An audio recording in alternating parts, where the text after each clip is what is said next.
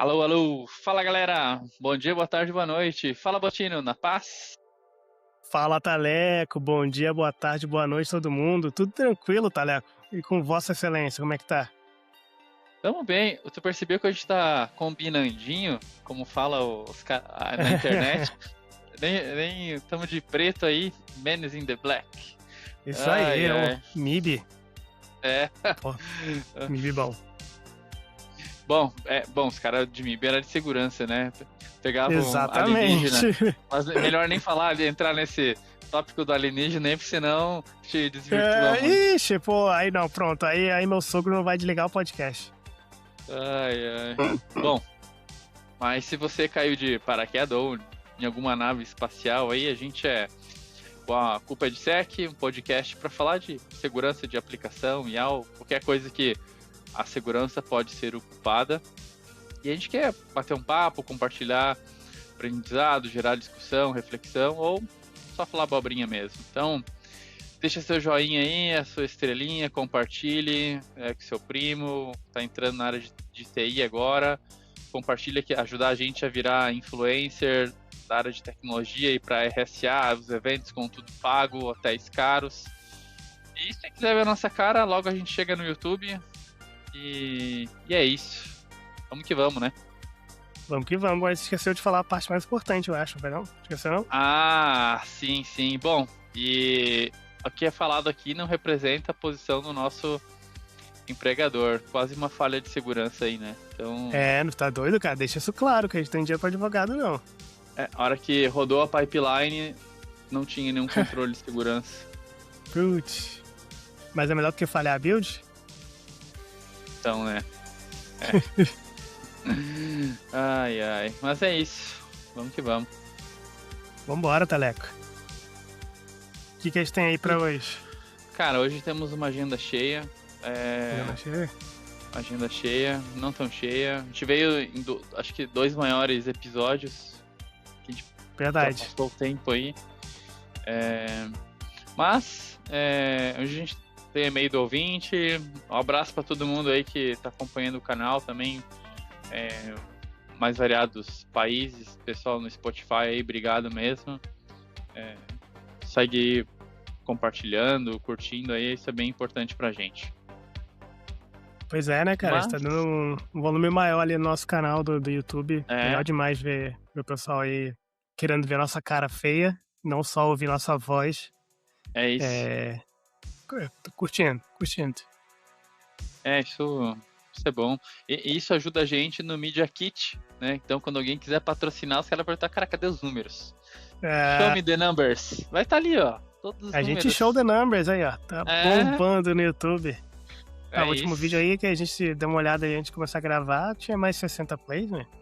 60 plays. Pra uma plataforma que é relativamente nova pra gente, bem legal. Zero financiamento. Né? Tudo orgânico, bacana. Sim. Estamos quase ganhando lá aquele quadrinho lá do YouTube, aquela plaquinha, né? Falta pouco. Já pensou? Nossa, aí sim, hein? Mas, bom, temos um e-mail do ouvinte, faz tempo já que a gente está anunciando que vai ler um e-mail do ouvinte, então vamos ler o e-mail do ouvinte aqui, anônimo, né, porque ninguém quer problema, nada, então vamos ler um e-mail. Então vamos lá, eu vou ler aqui. Senhores, tem uma história interessante para contar. Os nomes das pessoas e da empresa serão substituídos por nomes fictícios, mas a história é verdadeira. Noel era especialista em segurança, trabalhava na empresa SecMax TI, que fornecia, entre outros serviços, software de antivírus. Cara, sempre antivírus, né?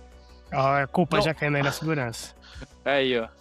Noel instalou o antivírus Scan TI, fornecido por sua empresa, no computador da sua esposa. Certo dia, a esposa de Noel precisou da senha que havia cadastrado quando instalou o software. Então, normal, né? Instalou lá, cadastrou, acessou o link, esqueceu sua senha. Cara, quem nunca, né? Sim. E recebeu via e-mail a sua senha cadastrada no sistema. Eita! Caramba! Se eu entendi bem, senha em texto plano cadastrado. Pô, seguro, né? Tá ali a senha. Ai, ai. Quando Noel chegou em casa, sua esposa contou a história e como tinha resolvido. Não especificando qual era o software, então Noel resolveu ministrar um mini curso de segurança para ela. Noel disse... O pessoal de segurança sempre tem essa mania, né, cara? De escutou alguma coisa e começa a palestrar ali sobre por que... Palestrinha, palestra, não. E começa a palestra em qualquer lugar. É impressionante, né? É igual as palestras de DevSecOps. 10 anos e ainda tem problema, né? Ah, com certeza. Bom, Noel disse, em primeiro lugar, nunca confie em uma empresa que envie sua senha cadastrado em modo texto. A gargalhada da esposa foi imediata, então ela abriu o e-mail e mostrou como é que havia recebido a sua senha. Silêncio na sala. Aí sim. Imagina, então o cara que trabalhava na empresa de segurança deu uma palestra sobre como a senha não pode vir em plain text, né, em texto plano, e veio da própria empresa daquele trabalho que é de segurança. Eita, aí é difícil, né? Essa culpa foi de SEC mesmo, hein? Essa aí a culpa sempre foi de SEC. Mas eu entendo, né, cara? Pô, imagina tu vai gastar com criptografia é cara. Imagina agora quântico, caríssimo, processar. Cria lá uma entrada no banco de dados, senha. Plain text, pronto. Acabou. Só dá match ali na hora de logar. Criptografia deixa lento. Exatamente. É isso, criptografia em REST, em Transit. Muito caro. Muito caro. Caramba, abraço. Se você tem uma história... Obrigadão aí, ouvinte, por ter compartilhado, que obviamente a gente não vai compartilhar o nome. Valeu demais. E se você tem uma história aí que a culpa seja de SEC, manda pra gente aqui pra gente ler pra galera. De novo, como você viu, a gente pode mandar, pode contar com a história de forma anônima.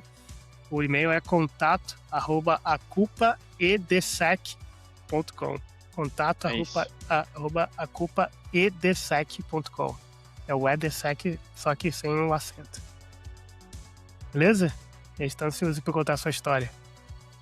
Obrigado aí, ouvinte. Obrigado. Bom, e aí a gente tem uma aquisiçãozinha, dessa vez, né, Palo Alto comprando nada, ainda sobrou uma empresa. Dessa vez não foi Palo Alto? Dessa vez não foi a Palo Alto, mas a Cisco, né, também aí tá na vanguarda das aquisições, e a Cisco fez a aquisição da Astrix Security, que é uma empresa já de 5 anos, então foco em proteção de identidade, credenciais, chaves de API, e aí incorporação da Astrix, né, para a Cisco, identificar e proteger agentes de AI e identidades não humanas. Veremos como vai ser. Acho que a gente comentou sobre isso já, né? Essas empresas todas aí que eram dedicadas a NHI, né? Non-Human Identity, identidades não humanas, que sempre foi focado em segredo, API Key, Service Account, né? Que são aquelas contas de serviço. Elas todas do nada e mudaram de... Não somos mais NHI, não somos mais NHI, somos empresas de segurança de identidade de agente, né? Aí tu botou agente no nome, né? Botou identidade, putz, tá todo mundo sendo adquirido. Então mais uma aí pra lista, né? Mais uma. Signal foi a CrowdStrike que adquiriu a Signal, Palo Alto adquiriu a CyberArk, né, que tem alguma coisa a ver com essa parte. A lista tá aumentando. Tá. Veremos aí. Boa. Mas não é esse o assunto de hoje, né, Taleco? Não, o assunto de hoje não é aquisição. A gente fala muito de segurança no CI/CD. E será que existe segurança para o CI/CD? Pergunta. E é bom que tenha, né, cara? Porque o que a gente viu de notícia aí nas últimas semanas, últimos meses de ataques de supply chain, né, da cadeia de suprimentos dali de software, que normalmente passa aí pela esteira. É bom que a gente pense também como é a segurança da esteira. Então a gente pode trocar uma ideia sobre isso. Opa, com certeza. Eu nunca tinha pensado nisso, até que eu me deparei com o ASP Top 10 para CI/CD. Eu não sabia que tinha. E é uma conversa que geralmente não se tem, né? Foca-se muito em SAST, DAST, SA, SAST, DAST, SA, lá. Quebrar pipeline, vamos quebrar a pipeline. E aí, outros componentes ali acabam ficando e ninguém dá bola. Por exemplo, eu nunca tinha olhado logs do GitHub, até que um dia eu precisei integrar com o GitHub e eu vi que tinha log de auditoria. E aí tu começa a pensar num quebra-cabeça de possibilidades aí, né? Então, isso me acendeu aí que... E quando eu conheci isso, eu não conhecia o CI/CD do ASP para CI/CD. Interessante. Sim, mas então, a gente tá falando que a gente já falou várias vezes esteira, CI/CD. Vamos ajudar a definir o que é isso aí pro pessoal que não conhece, né? O CI/CD, ou a esteira, né? A gente pode estar usando aqui da mesma forma, a gente vai falar CI/CD pipeline, ou a esteira de integração contínua, ou de deployment, que é entrega, né, contínua. O CI/CD é CI/CD, né, que é o Continuous Integration, Continuous Deployment, Continuous Delivery. Uhum. E que aí em português é isso que eu acabei de explicar, né, que é a integração contínua, entrega contínua, e como é que eu falaria o deployment em português? Acho que deployment vai ser deployment, né? Vai ser colocar em produção, colocar em produção de forma contínua. Isso ali, pra galera aí que tá um pouco mais afastada do desenvolvimento do software, é onde você define as etapas que o seu código tem que passar até que ele seja uma aplicação em ambiente produtivo, talvez, né? Se a gente for levar até o final aí da ponta, até o seu cliente poder acessar aquele dado. Então, a gente vai falar aí de, como o Thales estava falando, né? A gente já conversou sobre isso no passado, sobre o SAST, sobre o DAST, sobre o SA, que são scanners de segurança para poder ver ali se o código tem alguma vulnerabilidade, seja de forma estática, de forma dinâmica, usando alguma biblioteca vulnerável, mas também é o processo de build, né? De compilar aquele código, de pegar o código e mandar, sei lá, para a AWS para fazer o deploy, seja atualizar o pod no seu Kubernetes, seja mandar um novo Lambda na AWS, o que for, né? Tudo que é necessário para sair do código no meu repositório para um ambiente produtivo entregando valor para o cliente, vai estar definido ali nessa esteira. Uma boa definição, Taleco? Eu acho que seria um segundo cara que trabalha para fazer a entrega do seu software. Então, que vai ali, pega os ingredientes, coloca tudo ali, certifica de fechar a caixinha bonitinho, botar o guardanapo, ó, tá aqui, ó, mandar para algum lugar. Então, fez um entregador de... Não, entregador não, né? Entregador... Bom, não deixa de ser, né? Dependendo de se pegar ali um Actions, enfim, pode... Isso. Se eu for pedir um iFood, começa lá com o cara preparando a comida até chegar na sua porta, né? Cada uma é uma etapa diferente aí da sua esteira de produção de comida, né? Acho que faz sentido. E aí nesse meio do caminho, que é o cara que está operacionando tudo, é o que a gente vai acabar falando agora. E até falar de amigos do passado, né? A gente comentou do Team PCP, né? Amigos do Team PCP, presente.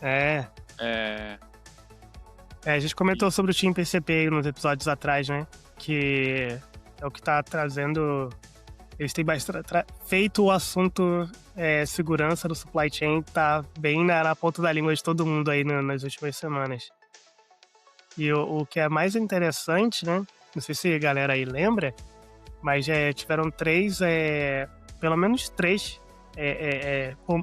pacotes foram comprometidos pelo Team PCP, que são pacotes que teoricamente são usados para fazer a segurança na esteira. Um foi o Triv, né, que é um scanner de vulnerabilidade, de pacote estático, né, de pacote open source, desculpa, de scan também, que acho que funciona também como scan de IAC hoje em dia, scan de container. Faz tudo. E eles foram comprometidos, ou seja, aqueles que estavam pensando em segurança, tinham o Triv na esteira deles, tiveram a esteira comprometida porque o Triv foi comprometido. Doideira, né? Doideira. Acho sacanagem acabar... Pô, projeto open source, isso que eu... Tipo assim, afeta muita gente, né? E é um projeto suportado ali pela comunidade, também pela Aqua, mas o impacto dele é muito grande, talvez por isso focaram, né? Mas, pô, acho sacanagem. A estimativa é que 33 mil segredos, né? Segredos naquele sentido de API key, chave privada, o que for, né? Aquilo que não deveria ser público, apesar de ser um projeto open source, talvez, né? 33 mil segredos foram expostos em quase 7 mil máquinas distintas por conta desse ataque aí ao Triv. Somente ao Triv. Outro pacote que também é de segurança, né? É o Kix, da Checkmarx KICS, que também trocaram ali, botaram um códigozinho ali no pacote, e quem pegou a versão lá do Kix dançou. Versão comprometida. E outro foi o LightShell-LM, que é um pacote do Python que é muito usado como proxy de API, né? Que normalmente acaba sendo usado para você poder centralizar as requisições e ter observabilidade sobre essas requisições a AI, a LLMs, né? E é uma coisa. Quem pegou a versão nova ali, dançou. Tem uma curiosidade. Que time o Team PCP vai pedir... Que música que o Team PCP vai pedir no Fantástico? Cara, meteram 3 seguidas. 3 seguidas, né, cara? Foi 20 de março, 23 de março, 24 de março. Falou que dançou aí, fiquei pensando que música que os caras vão dançar. Mas piadinhas sem graça aí. Vamos pro que interessa. Pois é. Eu vi aqui que tu queria falar, Taleco, sobre a diferença de CI/CD e GitOps. Boa. Quando eu comecei a estudar um pouco mais sobre esse mundo aí de CI/CD, comecei a ler mais sobre para que é, né? Enfim, como é que operacionaliza tudo. Eu me deparei com o conceito de GitOps. E aí, para mim, no começo eram coisas diferentes, né? Eram coisas talvez concorrentes. E aí eu entendi que não que CI/CD, GitOps não de forma nenhuma são concorrentes, mas como você comentou ali, né, no CI/CD é onde a gente vai construir toda a entrega do nosso software, né, com os componentes de segurança. E lá no GitOps é onde a gente vai operar e usar o Git como uma fonte de verdade. Então vai ter num lugar só onde a gente vai alterar os arquivos. Quando você começa a estudar mais sobre isso, cara, é um mundo cada vez mais amplo, assim. E tudo acaba estando conectado e o desenvolvedor que está no dia a dia ali acaba sendo transparente, né? Vai conseguir buildar o código, fazer teste, rodar scan, fazer o que precisa fazer e comitar e já era. Uma referência que você botou aqui que eu achei bem interessante, a gente vai botar aqui também na descrição do episódio, que são as ferramentas mais usadas, né, de CI/CD, de acordo com uma pesquisa ali da JetBrains, que é uma venda muito grande aí de ideias, e tenho certeza, e também acho que de outras, não só de IDE, mas também outras plataformas, né, voltadas para o desenvolvedor. E eu achei muito interessante ver os números que eles trouxeram sobre que plataformas de CI, né, ou seja, de pipeline, de esteira, como tô fazendo aspas aqui, para quem estiver vendo no YouTube tá vendo, mas quem tá ouvindo, tô explicando aqui que eu tô botando aspas no ar, pelos times, né. E acho que não é surpresa para ninguém, né, que a mais usada é o GitHub Actions. 33% ali das organizações que eles entrevistaram, né, e claro que esse dado pode estar um pouco não necessariamente representando de uma escala global, porque talvez sejam os clientes deles, eu não sei, mas 33% usa GitHub Actions. Doideira, né? Um terço das organizações estão usando GitHub Actions para a esteira deles. E se parar para pensar, o GitHub Actions é relativamente recente, né? Não que nasceu ontem, mas compara com Jenkins. Jenkins era sinônimo de esteira antes. Esteira igual aos Jenkins. Eu comecei a trabalhar com DevOps, vou botar entre aspas aqui de novo no ar, porque trabalhar com DevOps eu acho meio errado falar assim, mas estou simplificando. Era Jenkins ou Jenkins. E você tinha que definir suas esteiras lá usando o Groovy, né? Que é uma linguagem baseada em Java. E só 28% hoje das organizações estão usando Jenkins. E, de novo, a gente está falando aqui de organizações que são clientes da JetBrains. Então, tenho certeza que se pegar isso como projetos open source e tal, esse número vai para quase zero. Quem vai manter um Jenkins hoje, se não uma empresa? E eu sei que tem uma versão hoje SaaS, o Jenkins X, e o Jenkins é flexível por possibilidade de instalar plugins, né? E Sim. A primeira vez que eu tive contato com segurança no CI/CD foi, cara, tem um plugin pro Jenkins. Pra mim aquilo ali era uma revolução industrial. Revolução DevSecOps até eu entender que, cara, isso aí é um checkbox, né? E aí você ia falar com o cliente lá, não, tem plugin pro Jenkins. Daí o cara, a gente não usa Jenkins aqui. Caramba, mas ninguém usa. É louco. Isso eu acho que não lembro no último ano de ter conversado com uma empresa que utilizava Jenkins. Cara, e de novo, se você olhar essa lista, vai estar lá na descrição do episódio, tu vai ver AWS Code Pipeline, você vai ver deixa eu ver outro que era comum aqui. Bamboo, Circle CI, Travis CI, Drone CI, GoCD, Harness. Não, Harness talvez seja mais novo que o GitHub Actions. Mas todos esses que eu tô falando, eu tenho quase certeza que todos eles são mais antigos que o GitHub Actions. E o que tem mais ali tem 3% de uso. Doido, hein? Pois é.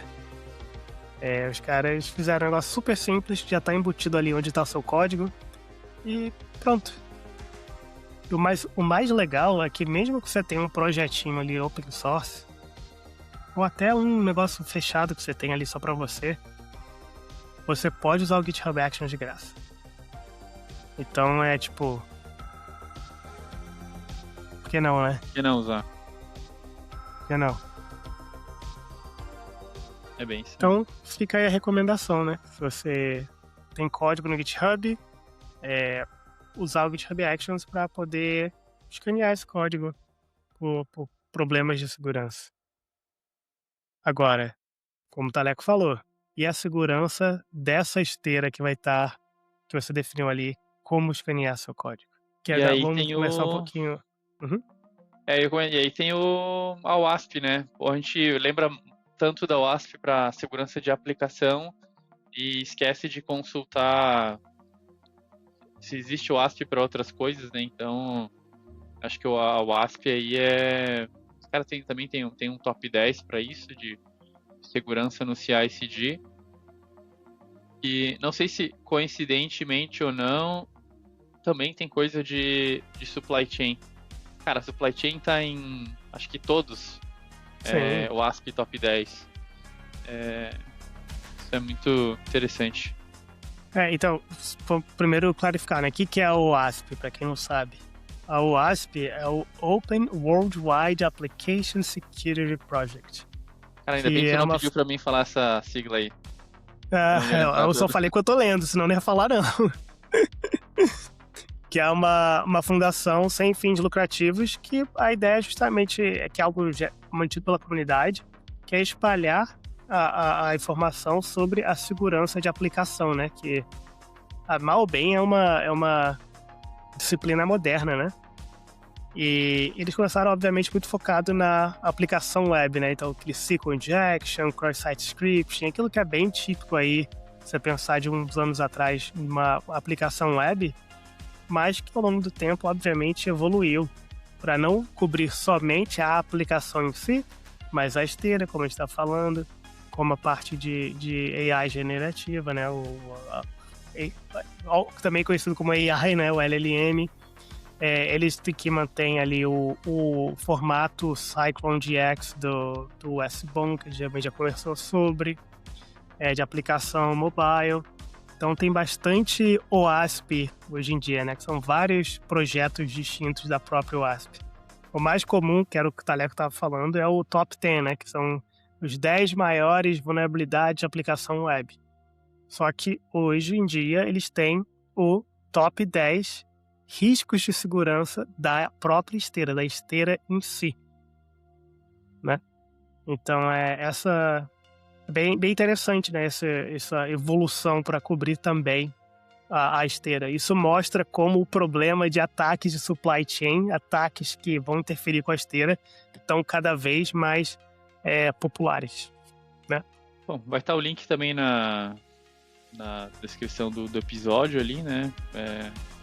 Do ASP Top 10, então recomendo dar uma leitura ali, explorar um pouquinho mais, porque é bastante amplo, né? Sim. Ele foi, só para ter uma ideia, pessoal, ele foi lançado em 2022, então é realmente algo bem recente, né, digamos assim. E tem umas, o top 10, né, são, como eu falei, os 10 maiores, e tem uns bem interessantes que a gente pode comentar, mas eu acho que o mais importante aqui, um dos mais importantes para mim, e eu acho que você vai concordar baseado no que você falou antes, Taleco, que é a visibilidade insuficiente ou o log insuficiente daquilo que está acontecendo na esteira. A gente conversou sobre isso bastante agora nos últimos 2 episódios, já falando de CIEM e SOC. Você não consegue proteger aquilo que você não vê, né? Uhum. Então acho que isso aí para a esteira, para o CI/CD, é algo que sempre ficou muito escondido, né? Muito difícil o pessoal de segurança ter uma visibilidade sobre. A gente tem visibilidade sobre os laptops, tem visibilidade sobre os servidores. A gente pode até colocar um scanner ali de código na esteira, como você falou, né? Aquele checkbox. Mas se você não tem visibilidade sobre o que está acontecendo dentro da esteira, pode passar tudo batido. E quando a gente fala com algum cara de segurança, se eu falar sobre, sei lá, que fonte de log você vai mandar pro CIEM. Cara, ferramenta de CI nunca tá na lista. E qualquer configuração que você vá fazer, nem ele tem acesso, ele tem que falar com o desenvolvedor. E é interessante isso. E muita empresa, né, prega quebra de silo e, enfim, isso... Até as empresas falam de cultura, de segurança e parece cada vez, ao mesmo tempo que está perto, está cada vez mais distante, porque falta de conhecimento das áreas, de processos, de como que funciona. E aí vem-se um outro item também, que é a parte de IAM, né? Sim. Então, todo mundo pode acessar, acho que é o 2, se eu não me engano, o ASP, CICD o 2, que fala de IAM de permissão extensiva, de compartilhamento de usuário, de token. Esse é um bom ponto, né? Porque a gente está comentando aqui como o GitHub Actions acabou deixando fácil para todo mundo usar a esteira, porque já está ali onde o código está. Só que ao mesmo tempo, todo mundo tem acesso ao código.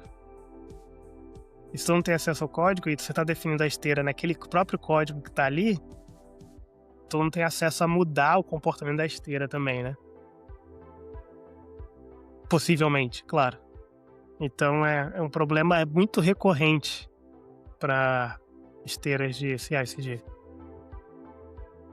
E uma vez eu falei com o seu Ari, ele comentou pra mim que...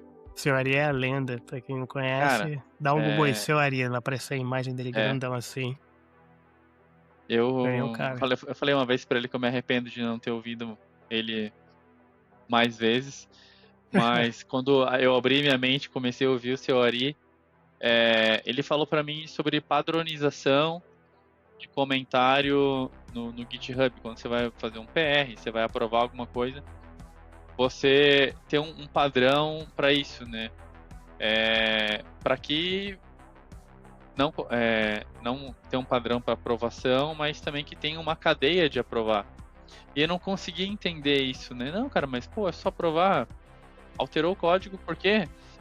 Ele não, cara, tem que ter uma justificativa, tem um processo, mais de uma pessoa tem que aprovar, tem que revisar o PR. Isso pra mim não me entrava na cabeça, assim. Esse aí é o top 1, tá? Da lista dos top 10 aqui de CI/CD. Justamente essa falta de processo. Pois é, isso é para ser uma prática tão comum no desenvolvimento, né? Pois é. Mas é um problema, né? Problemas. Pois é. Supply chain, eu não lembro qual, em que classificação ficou supply chain. Acho que talvez terceiro. Terceiro.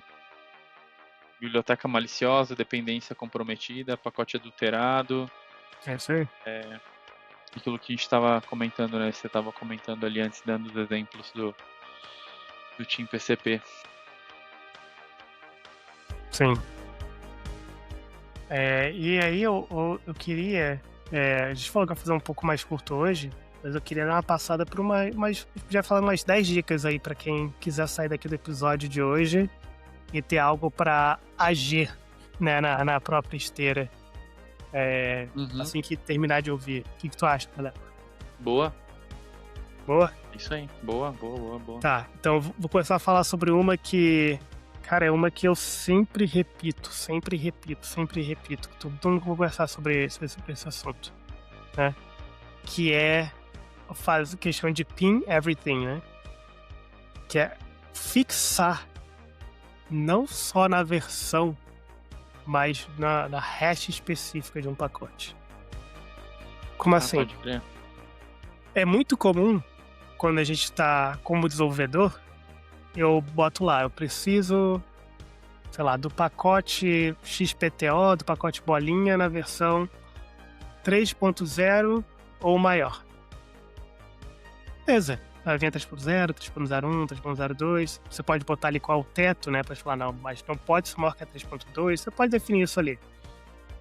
E o que acontece é quando você faz a build, ele fixa aquele pacote numa hash específica.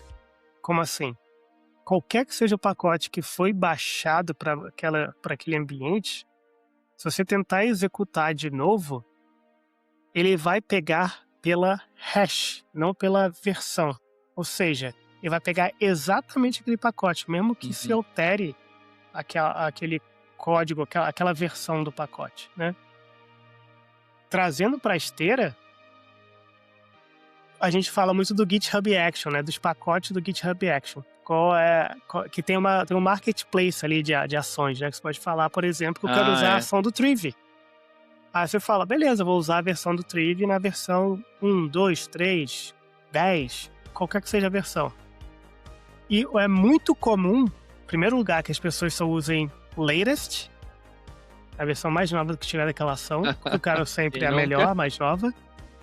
Segundo, quando muito, eu vou lá e faço o pin da versão. Não vou usar o latest. Eu sou um cara que estou preocupado com segurança e vou usar a versão XPTO, que é a mais nova, eu sei que funciona, e se sair uma mais nova depois, dane-se, essa aqui é a que eu vou usar. Que já é um pouco melhor. O problema é, o ideal não seria nenhum nem outro, seria também botar a hash da versão. Então, se você testou com a 10 e funciona, Qual é a hash da versão 10? Taca lá. Por quê? O próprio Trivy serve de exemplo. 75 das 76 versões disponíveis do Trivy foram substituídas por uma versão comprometida. Aqueles que estavam usando latest, aqueles que estavam fazendo até o PIN da versão, foram afetados. Se você tivesse feito o PIN na base do hash, de boa, você não foi afetado. E é um troço muito louco, né? Porque a gente, como segurança, sempre fala, mantenha tudo atualizado, né? Apareceu a telinha ali de tem um update, atualiza seu computador, atualiza o servidor, atualiza os seus softwares. Eu tenho toque com isso. Na sua esteira, o seu código, faça o PIN da versão que funciona. Antes de ir para a próxima, você vai testar com a próxima. Mas não vai ser algo que vai mudar sem o seu conhecimento. Se você não alterou seu código, mas tem uma versão lá que não está pinada, executou hoje, executou amanhã, você pode ter resultados diferentes. Não pode acontecer isso. Então, pina baseado na hash. Inclusive seu GitHub Action. Isso é uma mudança de cultura, né? Você tem que ter um processo para isso, que é muito mais fácil meter lá a última versão e já era. Sim. Uma memória do seu Ari aí, acho que uma dica é o Branch Protection e fazer e requerer commits, né, de uma revisão obrigatória. Então, pelo menos duas aprovações, proibir force push em branch que está protegida, né? Então, às vezes na última hora ali, cara, isso aqui precisa sair, não, beleza, vai sair. Ó, vamos todo mundo, só prova aqui rapidinho e sai, que libera. Então, isso pode evitar dor de cabeça. E a gente falou, né? Foi o primeiro ali do ASP Top 10. Pois é, exatamente. E quando falando aí do commit, commit assinado, né? Que é assinado pelo quê? Pela minha chave privada. Quem tem minha chave privada? Só eu. Então se aparece um commit lá do Rafael, mas que não foi verificado pela minha chave privada, provavelmente não foi o Rafael. Então não vou deixar nem a esteira executar. Porque eu não reconheço quem mandou esse commit. Então é super importante. Com certeza.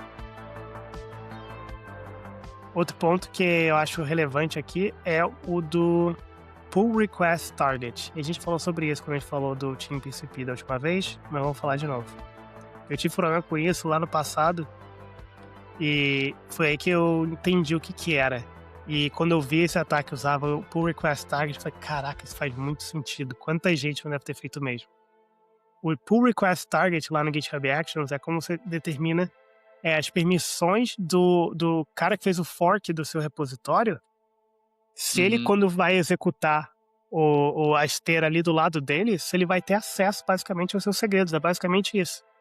Tá? Tô resumindo aqui e simplificando, mas é basicamente isso.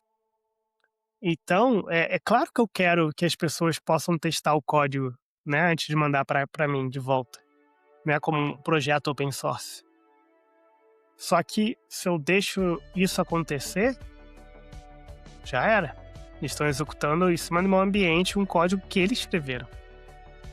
Né? Ou seja, Taleco faz o fork do meu repositório, ele bota um código malicioso, dá um push, e porque eu deixei o pull request target habilitado lá para rodar nesse ambiente que tem acesso aos segredos que ele precisa para fazer os testes, ele pode mudar o código ali e botar um código vulnerável, malicioso, melhor dizendo, que vai rodar no meu ambiente. Faz muito sentido, de novo, como projeto open source, que eu queira te dar esse acesso, que eu não quero te bloquear de contribuir, mas se eu não fizer esse bloqueio de uma forma, pelo menos a sua primeira contribuição, sei lá, até eu saber quem você pode estar abusando desse acesso para atacar meu ambiente.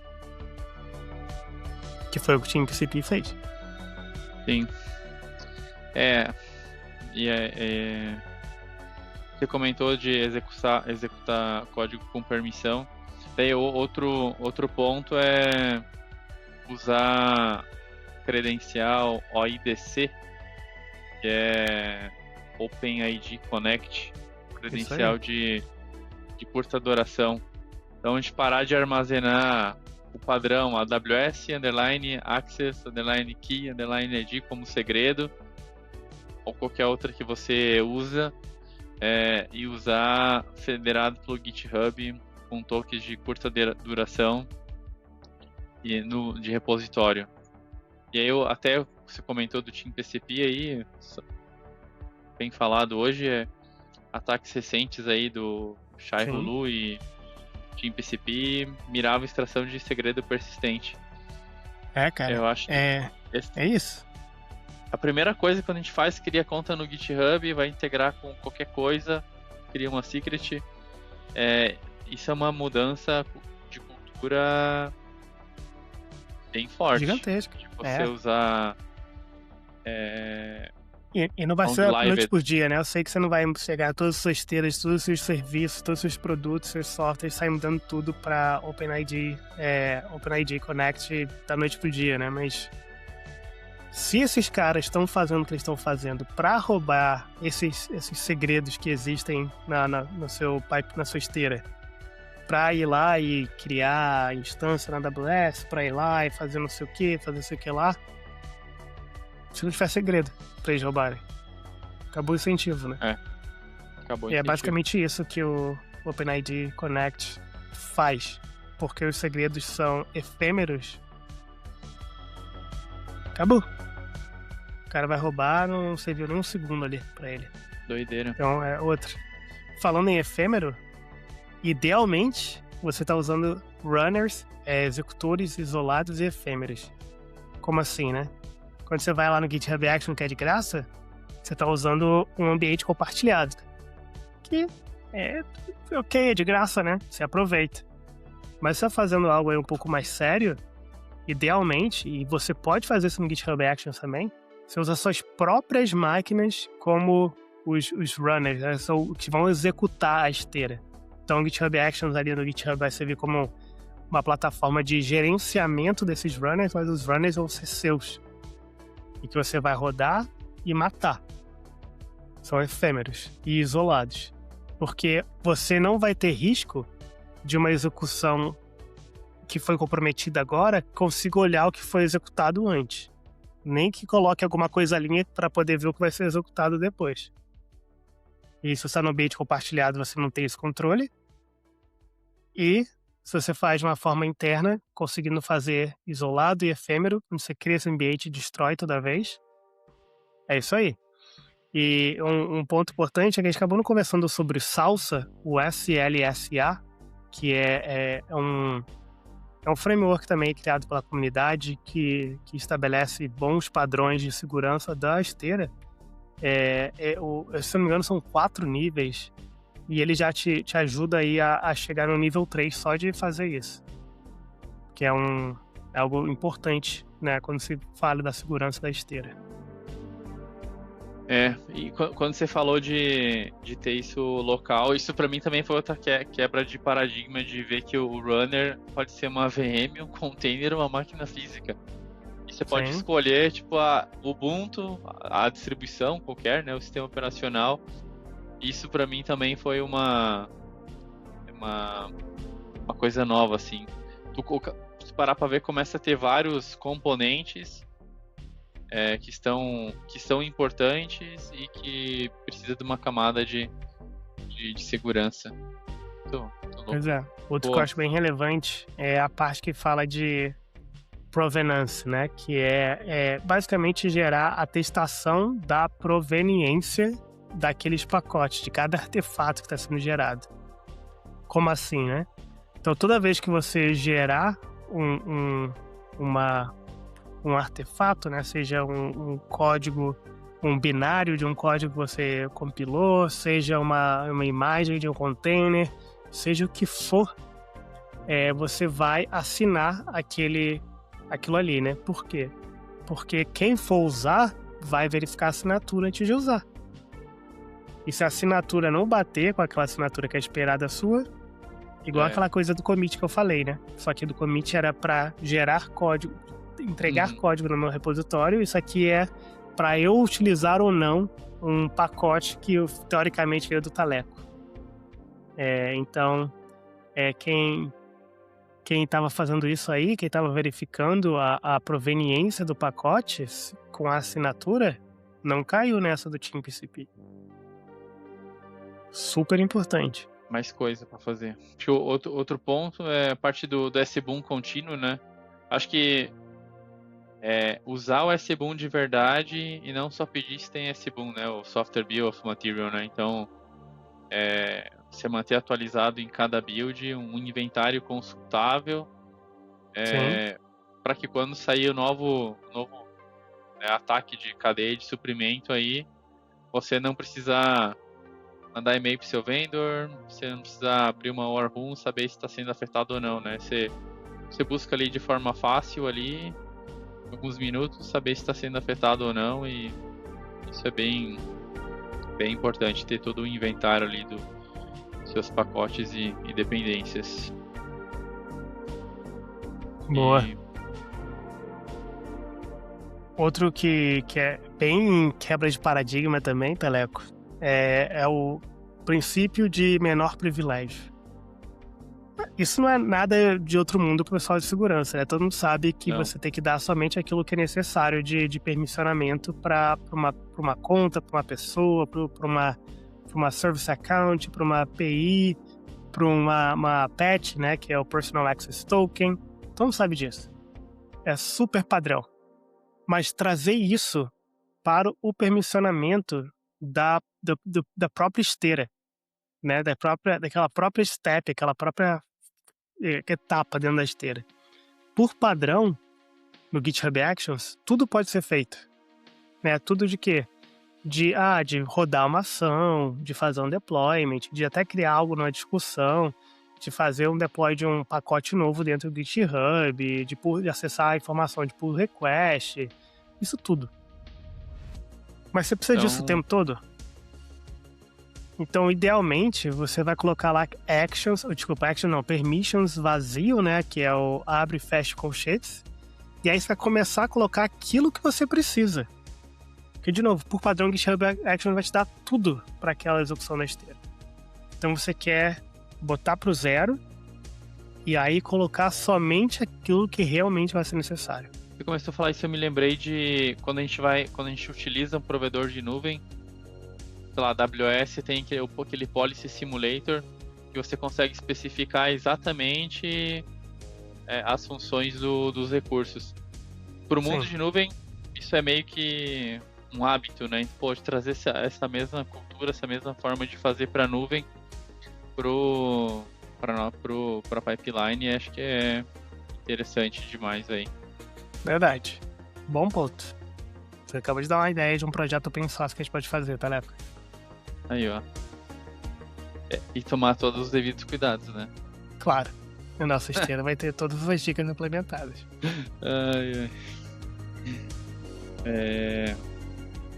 Bom, questão de segredo, né? Com cofre, né? Então, utilizar um cofre de verdade, né? Ou seja, um vault, um secret da manager para leitura just in time, JIT, né? Não passar segredo invariável de ambiente, rodando direto nos steps do código de terceiro, seja na fase de teste, de lint, de build aí. É verdade. Isso também a gente tá falando aqui, né, que idealmente a gente não vai usar segredo, né? A gente tá usando o OpenID Connect. Mas, se você tá usando segredo, que pelo menos o segredo não esteja lá na esteira, né? Seja algo que seja na hora que é necessário, ele vai lá no cofre e pega o segredo. Até porque fica muito mais fácil, caso tiver algum problema, de rotacionar esses segredos, né? Esse é um bom ponto. E por último, é o que a gente já comentou aí antes de começar a listar as 10 dicas, que é pegar os logs da sua esteira e jogar pro seu CIEM. A gente aprendeu já que é CIEM, o seu SOC vai estar olhando pro CIEM e esses dados têm que estar lá. Esses dados têm que estar lá. Porque aí você consegue entender o que está acontecendo na esteira. se tiver alguma execução não esperada ali dentro da esteira, como é que você vai saber se você não estiver olhando para os logs? Então tratar com carinho os logs aí do pipeline, que infelizmente é algo que não é comum hoje. Qualquer ferramenta de log, sei lá, Elastic, Lock, cara, qualquer uma, você tem conector para analisar isso. Com certeza. Então... E foram 10 dicas para como melhorar aí a segurança da sua esteira. Umas um pouco mais simples, outras um pouco mais complicadas, não complexas, mas um pouco mais trabalhosas, melhor dizendo. Mas que cada uma delas vai dar um up aí na segurança da esteira da sua aplicação. Curte o papo de hoje, Teleco? Segurança é isso, né? Infelizmente, a gente sabe que botar segurança acaba deixando, às vezes, as coisas um pouquinho mais complicadas que a gente gostaria, né? Não é à toa que a culpa é de SEC. Mas são passos importantes. Se você está começando uma empresa, você vai desenvolver, você criou sua conta no GitHub, você começou a escrever código, cara, antes de pensar em gastar milhão em ferramenta de análise de código, cara, começa com isso. Isso aí. Isso já vai... Você vai resolver vários problemas. E aí você pode usar uma ferramenta open source depois, e aí adicionando camada de segurança aí, de forma segura. Isso aí. Bom. Teleco, bom demais o papo de hoje, hein? Pô, show de bola, curti também. Ainda mais que estamos uniformizados. Vou adotar esse uniforme. Pô, pior que meu uniforme, não sei se vai dar pra ver, né? A câmera tá todo sujo, eu tava todo comida pro meu filho antes de começar a gravar aqui. Criançada. Quem é pai, quem é mãe sabe. Vai entender. Desculpa aí. Queria estar tão apresentável quanto você, Teleco. Pelo menos essa aqui não tá comida pelos coelhos, né? Minhas camisas... Ao contrário do cabo da lâmpada. Não, dos outros episódios a gente tava a luz vermelha, até tava com a luz vermelha, o coelho comeu o cabo e foi.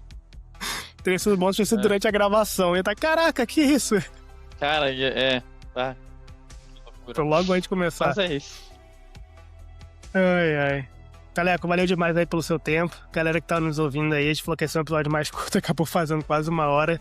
Obrigado aí pela paciência, pela audiência. E vamos deixar essas esteiras um pouco mais seguras, hein, galera? Tá fácil. Pelo menos um pouco tá fácil. Muito mais é um pouquinho mais difícil, mas um pouco mais segura tá fácil. Beleza? Mas é tudo certo. Isso aí, então. Valeu, galera. Falou. Valeu. Não esquece que a culpa é de SEC, mas a responsabilidade de todos. Todos. Tchau. Valeu, Botino.